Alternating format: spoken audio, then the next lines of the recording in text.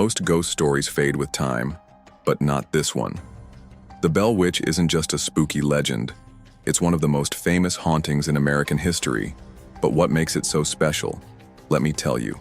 A US president said he faced it himself, and it's way more than strong you think. That's right. This terrifying spirit didn't just scare a normal person, it scared Andrew Jackson, the 7th president of US. So, what exactly happened in that small Tennessee farmhouse? And how did a ghost become powerful enough to hunt a president? Before we begin, make sure you hit the subscribe button and press the bell icon. Let's get started. When darkness came to Tennessee. The year was 1817. John Bell owned 320 acres of peaceful farmland along the Red River in what we now call Adams, Tennessee. He lived there with his wife Lucy and their children, working the land and building a good life.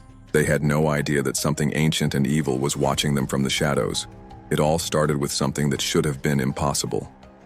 John Bell was walking through his cornfield when he saw a creature that defied nature itself. It had the body of a dog, but its head belonged to a rabbit. The thing just sat there, staring at him with eyes that seemed far too intelligent for any animal. John raised his rifle and fired. The bullet should have found its mark, but the creature simply vanished into thin air like smoke in the wind.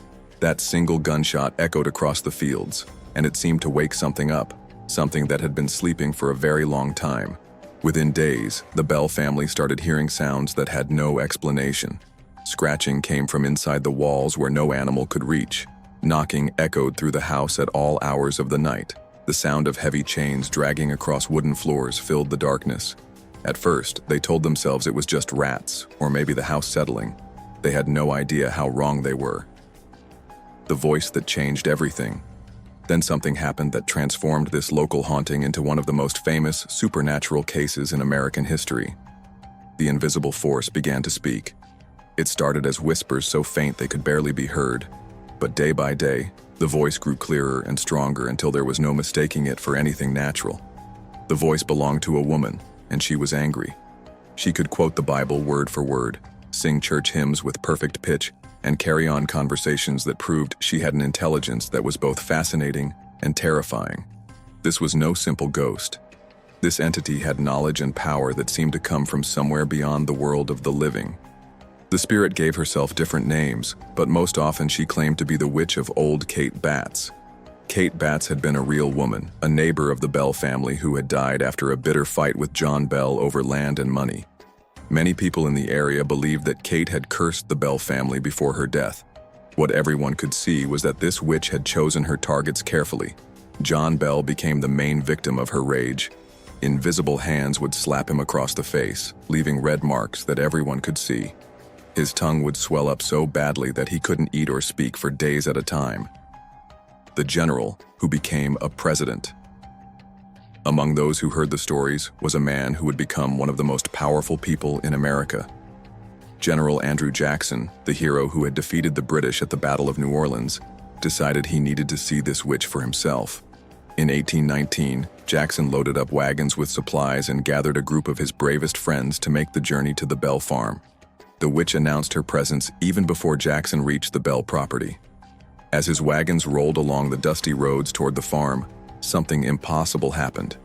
The wheels suddenly locked in place on perfectly dry ground.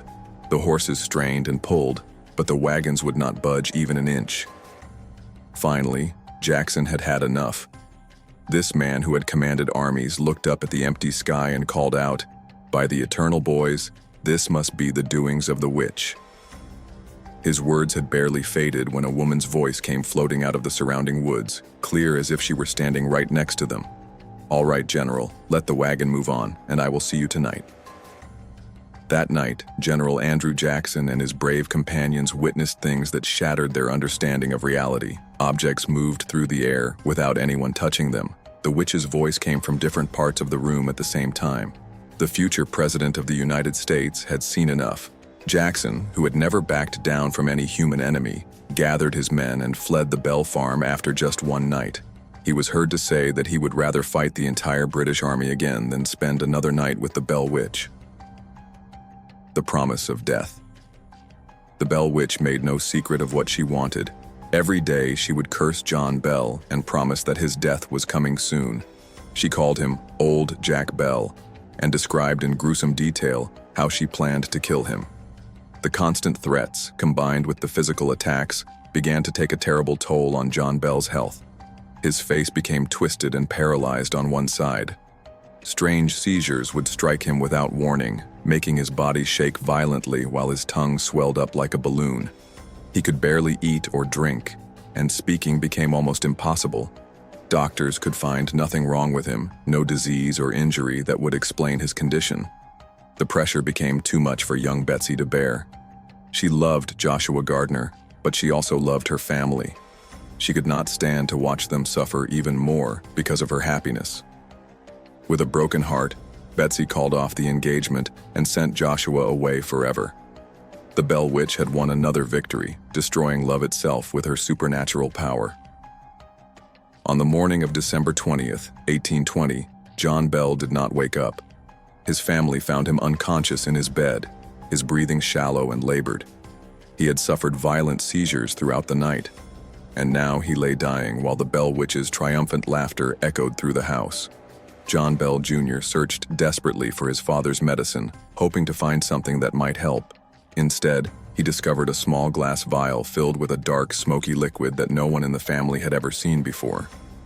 The bottle had appeared overnight, placed deliberately where someone would find it. As the family gathered around John Bell's deathbed, the witch's voice rang out clearly for everyone to hear. "It's useless for you to try to relieve old Jack. I have got him this time. He will never get up from that bed again." The entity claimed that she had poisoned John Bell with the mysterious liquid while he slept.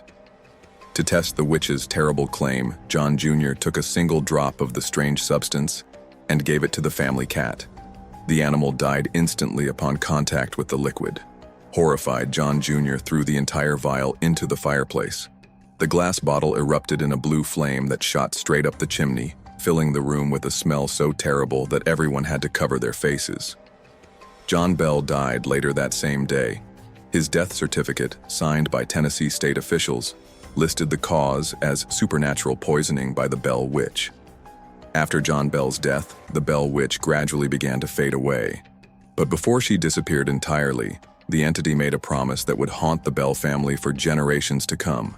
She announced that she would return in exactly 7 years to finish what she had started. True to her word, the Bell Witch appeared again in 1828. But this second visitation was different. Instead of violence and threats, the witch engaged in long philosophical discussions with John Bell Jr. She spoke about the future of America, predicting a great civil war that would tear the nation apart. So, what do you think? Was the Bell Witch a real supernatural force, or just the most chilling ghost story ever told in America? Let me know your thoughts in the comments. And if you want more haunting tales like this, don't forget to like this video and subscribe. Thanks for watching.